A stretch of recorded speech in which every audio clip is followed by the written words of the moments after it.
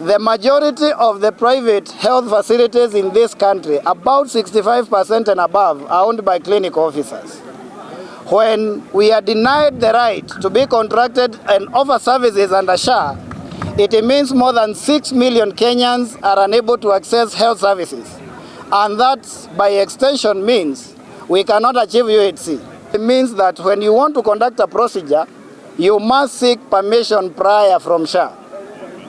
Under NHIF, we had been doing this pre-authorization. The cataract surgeons were able to do their cataract surgeries, anesthetists were able to do their services in the theaters.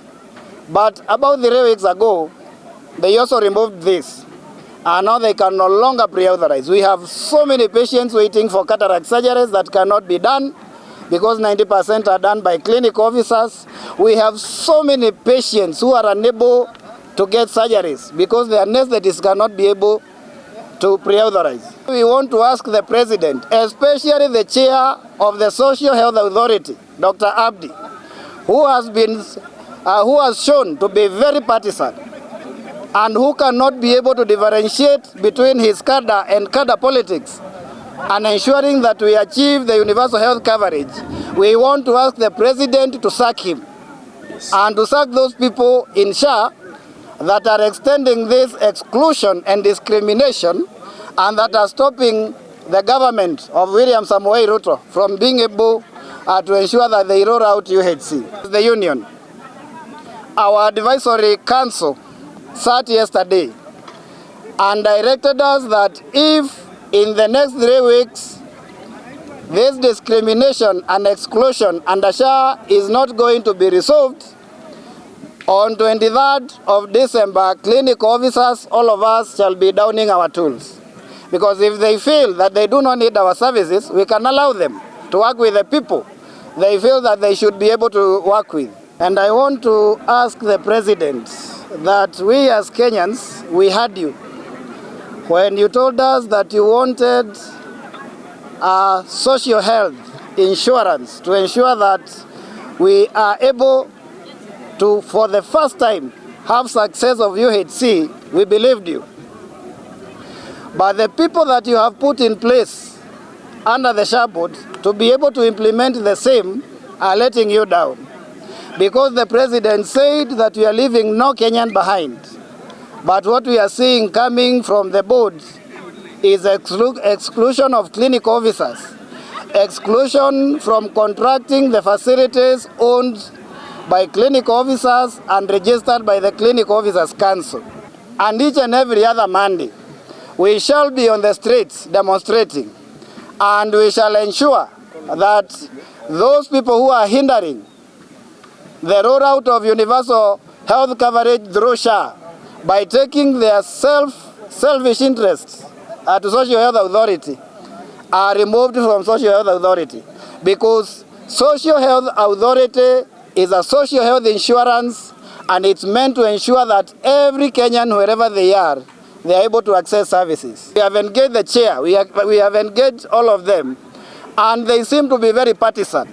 We will continue calling for their sacking if they cannot be able to remedy the situation and ensure that Kenyans benefit from the money they are contributing and from the social health insurance that was put in place to ensure that they can be able to access these services. This crisis has come with the rollout of SHA. Under NHIF, our facilities were contracted.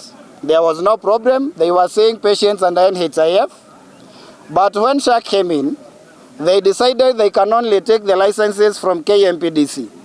But the law actually says, the SHA law directs them to take licenses from all relevant regulatory bodies, especially provided by the Act of Parliament. In fact, we have more money under SHA than we had in NHIF. But the problem we are having is how this money is distributed. The funding model has a problem, because when you come to the primary health care, the funding is coming from the exchequer, from Parliament, and you know that there are limited resources there. The money Kenyans are contributing, you can only access it from level 4 going up. So it means that money is not accessible for you when you go to a health center or a dispensary where you are told 100% of Kenyans must be. And that is why we are also calling for amendment of the law to allow for the money that Kenyans are contributing to be utilized right from the dispensary, so that then this issue we are seeing of capitation of 900, that is lower than NHIF, can end. That the problem we are seeing with NHIF is a corruption problem. There is a connivance between the SHA board and the KMPDC to force all the facilities, even those registered by the other regulatory bodies, to pay monies to KMPDC for monetary gain. And that cannot be anything other than corruption. It pains us so much to find that our work is now limited because of the exclusion criteria they are using in the SHA. During the NHIF era, we used to do pre-authorization and surgeries for our patients. We do 80% of eye surgeries in Kenya. And you can imagine now that 80% of the workforce does not do the pre-authorizations. Now, as we speak now, many of our patients have not had surgeries done because we cannot do the pre-authorization for us to get services done. 90% of all eye services in the country is offered by a clinical officer, and that one cannot be changed.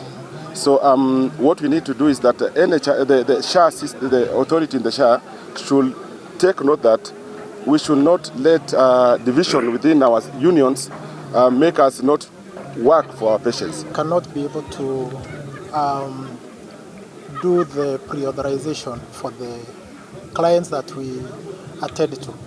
More than 90% of anesthesia services in Kenya is offered by clinical officer anesthetists. And that means this is a very important or a large chunk of the service providers who have been excluded from directly being able to authorize for the particular services that we normally give.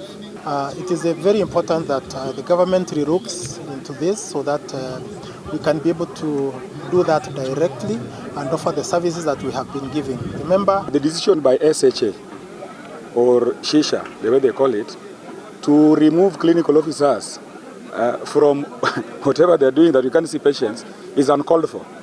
Just look at a scenario. Kenya has only 5 dermatologists, though that's from KMPDC. But then we have 150 dermatology clinical officers, meaning all those cases of dermatology are seen by clinical officers. So if you decide to remove us from there, then what are you trying to say? Will the 5 dermatologists see all the millions of cases in Kenya? It cannot work.